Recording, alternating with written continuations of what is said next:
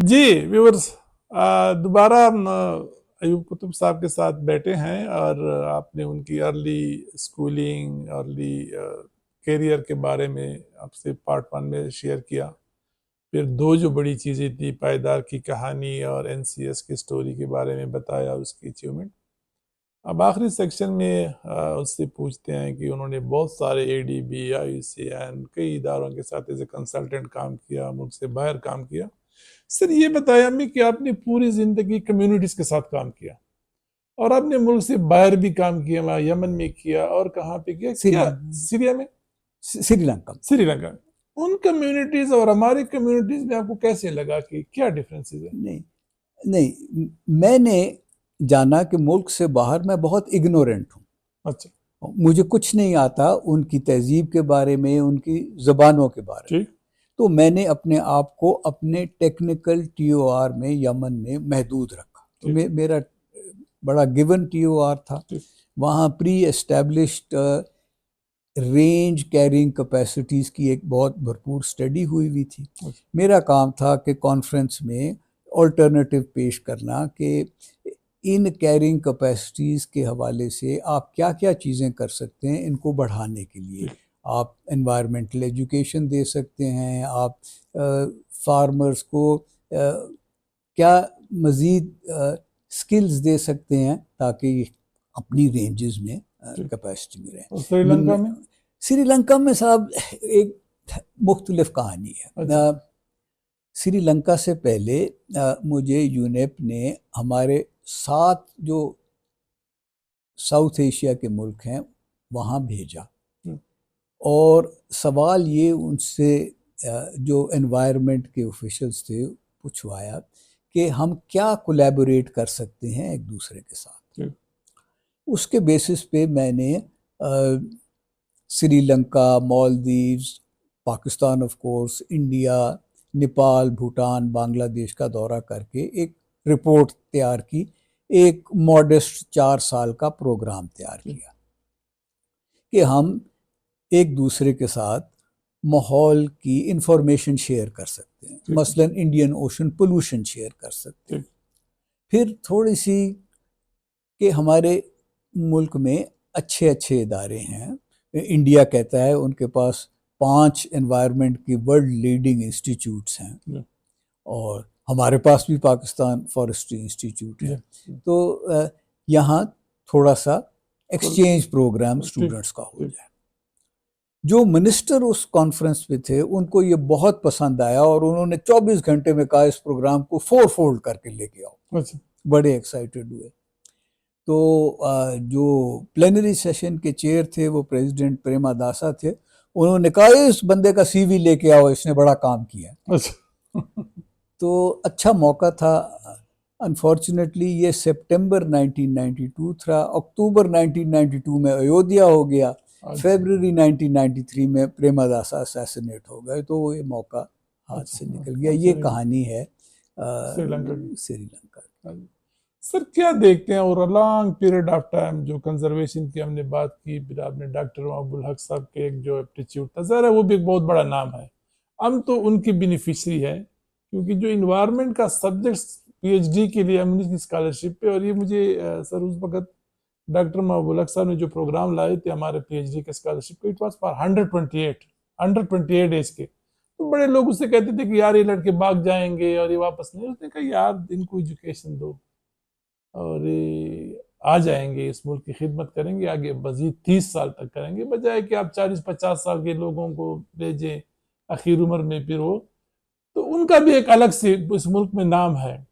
تو آج آپ سر کیا دیکھتے ہیں کہ وہ تیوری جو محبوب الحق صاحب کی ہے یا وہ کنزرویشن تیوری جو آپ کہتے ہیں کہ نہیں جی ہمیں ہیومن بینگ کو صرف نہیں سوچنا چاہیے، ہم نے سارے اسپیشیز کو اور ٹوٹیلٹی میں یونیورس کو دیکھنا ہے؟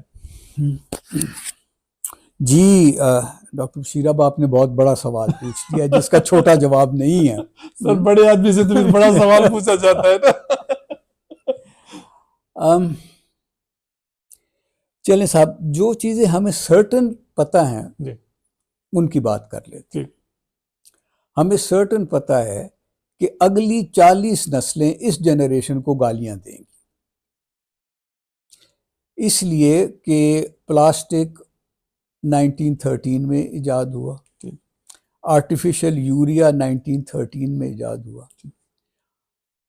ان کے بڑھتے ہوئے استعمال، اور یہ تو ایک دو چیزیں میں نے گنی ہیں، یہ ہماری جنریشن نے ملینیا کے لیے واسٹ اینڈ لاسٹنگ ڈیمیج کر چھوڑا ہے۔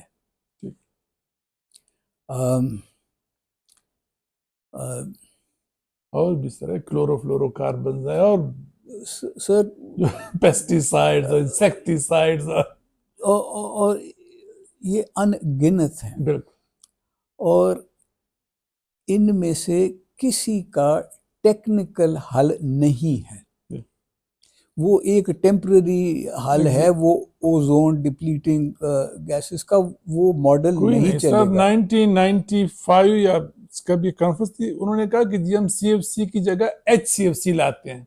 میں نے اسی وقت اس سے کہا کہ ذرا 5-10 سال دے پھر یہ اس کی کچھ اور آج بھی یہ کہانی چل رہی ہے، سی ایف سی سے ایچ سی ایف سی آ گیا، ایچ سی ایف سی سے کچھ اور آ گیا، لیکن حل نہیں ان کے پاس، حل نہیں ہے۔ جی یہ جو مس لیڈ کر رہے ہیں، یہ جو ہپوکریسی ہے، یہ ریمپنٹ ہے کلائمیٹ چینج کمیونٹی میں۔ ان سب کو پتہ ہے کہ ہمارے الفاظ اور ہمارے ایکشنز میں زمین آسمان کا فرق ہے، اور یہ 50-50 ہزار لوگ اکٹھے ہو جاتے ہیں کانفرنسز کے لیے، ان کو پتہ ہے کہ یہ ساری جو ایکومولیشن ہے یہ صرف فنڈامنٹل لائف سٹائل چینجز سے آ سکتی ہیں۔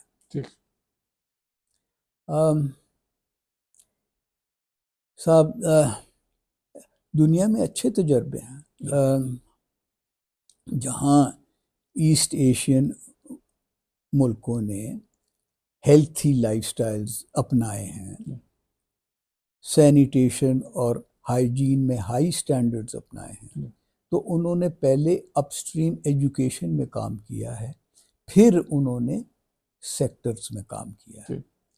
ہم جو ان ایجنسیز میں سیکٹرز میں کام کر رہے ہیں، ہمارا کام فعال نہیں ہے، ہمیں نتیجے وہ نہیں مل رہے جن کی ہم کو توقع۔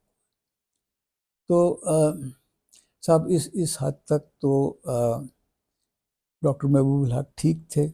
پہلے ہم نے کمیونٹیز کو امپاور کرنا ہے، ان کی پروڈکٹیوٹی بڑھانی ہے، پھر ہم ایکوٹی کا سوچ سکتے ہیں، اور ایکوٹی کے بیسس پہ ہم یہ جو کنسپیکوس کنزمپشن ہے جو ہمارے ایلیٹ کی دنیا بھر میں اور پاکستان میں اس ماحول کو ڈسٹروائے کر رہی ہے، اس کو ختم کر سکیں گے۔ مگر صاحب اور چیلنجز بہت آ رہے ہیں۔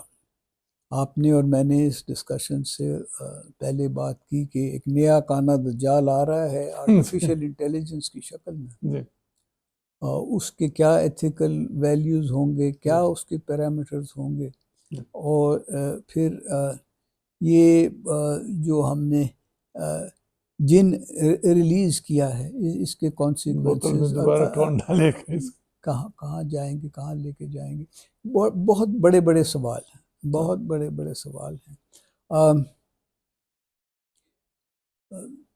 میں آخر میں سمجھتا ہوں کہ جہاں لائف ہے وہاں ہوپ ہے، اور یوتھ کے پاس تو وائٹیلٹی ہے لائف کی۔ سر یوتھ کو ہماری کوئی کرسٹل کلیئر میسیجز دے تاکہ یہ جو ہے نا، یہ تو وائٹل سٹیج آف لائف ہے، جہاں آپ ینگ ہو، جہاں سمیلز ہیں، جہاں ساؤنڈز ہیں، جہاں آنکھوں کو خوبصورت چیزیں ملتی ہیں دیکھنے کو، تو this should be full of hope stage of life. تو جی پٹے ہم سب نے پہنے ہوئے ہیں، تو باہر کی ایجنسیز کے پٹے مت پہنو، ایک پٹا پاکستانی کا کافی ہے، اور یہیں پیر جما کے رکھو۔ ٹرسٹ کا ہاتھ بڑھاؤ اپنے کولیگز کو، جہاں ٹرسٹ ریسپروکیٹ ہوتا ہے، جہاں آپ کو ٹرسٹ سے ٹرسٹ ملتا ہے، تو وہاں آپ ایک پلیٹ فارم بنا سکتے ہو تبدیلی کا. تو انشاءاللہ آپ لوگ کامیاب ہوگے. پاکستانی قوم میں بہت اچھی صفات ہیں. دو میں مینشن کرتا ہوں. ہماری فیملی ویلیوز اسٹرانگ ہیں. ہماری فیملی ویلیوز کی وجہ سے ہمیں $5 بلین سے زیادہ کا ریمیٹنسز آ رہی ہیں. باہر بچے اپنی بہنوں کو، بزرگوں کو پیسے بھیج رہے ہیں. ہماری زکوٰۃ صدقات کی ویلیوز اسٹرانگ ہیں. ہر گلی میں آپ چلے جائیں، آپ کو وہ ایک ٹاٹ بچھا ہوا ملے گا، اس پہ لوگوں کو کھانا ملتا ہر شام کو نظر آئے گا. یہ بیٹا ان کو قدر سے دیکھو، ان ویلیوز کو، ان کو بڑھاؤ، اور انشاءاللہ ہم ایک جنریشن میں اس نا امیدی سے ہٹ سکتے ہیں. ہم پہلے بھی اس سے برے وقت سے نکلے ہیں. 1947 میں آگ کے دریا سے میرے والد اپنی فیملی کو ہوشیارپور سے لے کے آئے تھے. 1971 میں ہم دنیا کو اپنی شکل دکھانے کے لائق نہیں رہے تھے، اور وہ انڈیا کے جہاز اوپر لاہور پہ ہم اٹھتے ہوئے دیکھتے تھے تو کمپلیٹ ڈومیننس تھی ایئر کی، انڈین ایئر فورس کی. تو ہم اس مایوسی سے اٹھ کے واپس آئے. Thank you very much sir. Thank you ji. آپ نے سید ایوب قطب صاحب کی باتیں سنی، یقیناً آپ اس سے مستفید ہوئے ہوں گے. اور آخر میں کرکس آف دا میٹر جو ینگسٹر کو کہتے ہیں کہ جی اپنی پاکستانی پٹھا پہن لو، سب کچھ ہے یہاں پہ، میوچول ٹرسٹ رکھو، اور جو ہماری فیملی ویلیوز ہے اس کو کونے مت دو. ہوپ سے دنیا بنتی ہے، اور ہوپ ہی رکھو تو انشاءاللہ قوموں کی تاریخ میں اپس اینڈ ڈاؤن آتے ہیں لیکن قومیں دوبارہ اٹھ جاتی ہیں. تو with this message thank you very much viewers. Sir thank you very much. Thank you. Thank you sir. Thank you very much.